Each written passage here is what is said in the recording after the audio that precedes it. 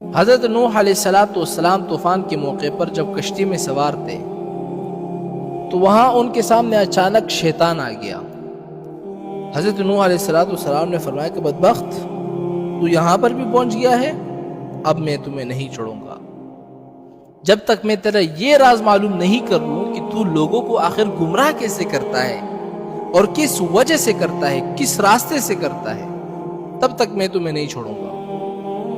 تو شیطان کہنے لگا کہ 5 باتوں کی وجہ سے میں لوگوں کو گمراہ کرتا ہوں، لیکن ان 5 باتوں میں سے میں صرف آپ کو 3 باتیں بتاؤں گا اور 2 نہیں بتاؤں گا۔ حضرت موسیٰ علیہ السلام کو اللہ کی طرف سے وحی آئی۔ کیا وحی آئی؟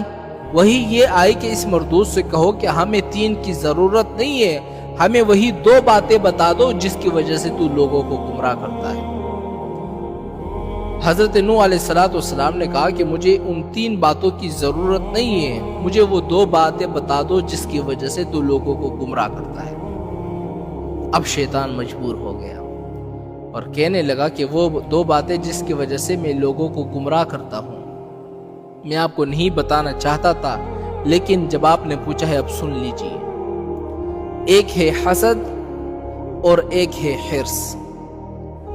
ان 2 باتوں کی وجہ سے میں لوگوں کو گمراہ کرتا ہوں۔ اور پھر شیطان کہنے لگا کہ حسد نے مجھے گرایا اور حرص نے حضرت آدم علیہ السلام کو گرایا۔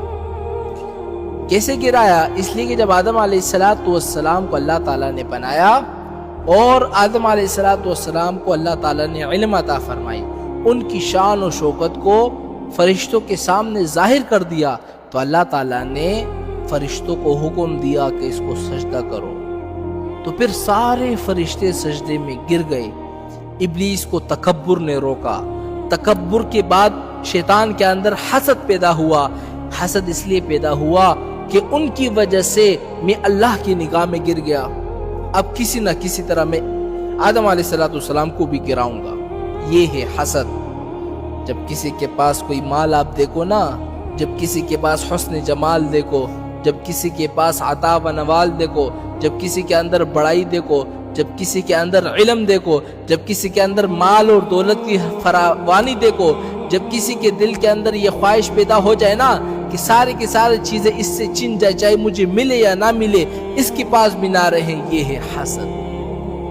اور یہ حسد اللہ تعالیٰ کی نگاہ میں اتنی بری چیز ہے، بہت بری چیز ہے۔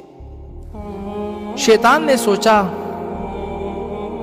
کہ اللہ نے ان کو اتنا اونچا بنا دیا ہے کہ سارے فرشتے ان کو سجدہ کر رہے ہیں، اللہ تعالیٰ نے مجھے گرا دیا سب کے نظروں میں، تو میں آدم علیہ السلام کو بھی گراؤں گا۔ اس کے بعد شیطان جو ہے حسد میں مبتلا ہو گیا اور اس فکر میں لگ گیا کہ میں آدم علیہ السلام کو ذلیل کروں گا۔ یہ ہے حسد جس کی وجہ سے شیطان گمراہ ہو گیا۔ اور آدم علیہ السلام کو اللہ تعالیٰ نے جس درخت سے منع کیا تھا نا کہ اس درخت سے آپ نے نہیں چکنا، تو آدم علیہ السلام نے جا کر اسی سے کھایا تھا۔ اور کیوں کھایا تھا؟ اس لیے کہ شیطان نے قسم کھا کر اس سے کہا تھا کہ میں اللہ کی قسم دیتا ہوں کہ اس درخت سے کھاؤ، بہت بڑا فائدہ ہوگا تمہیں، اور وہ فائدہ یہ ہے کہ تم کبھی بھی نہیں مرو گے، ہمیشہ زندہ رہو گے۔ تو انہوں نے کہا بہت اچھی بات ہے۔ آدم علیہ السلام نے وہ کھا لیے۔ تو آدم علیہ السلام نے حرص میں آ کر وہ کھا لیے۔ اس لیے شیطان نے کہا نا کہ حسد نے مجھے مارا اور حرص نے حضرت آدم علیہ السلام کو گرایا۔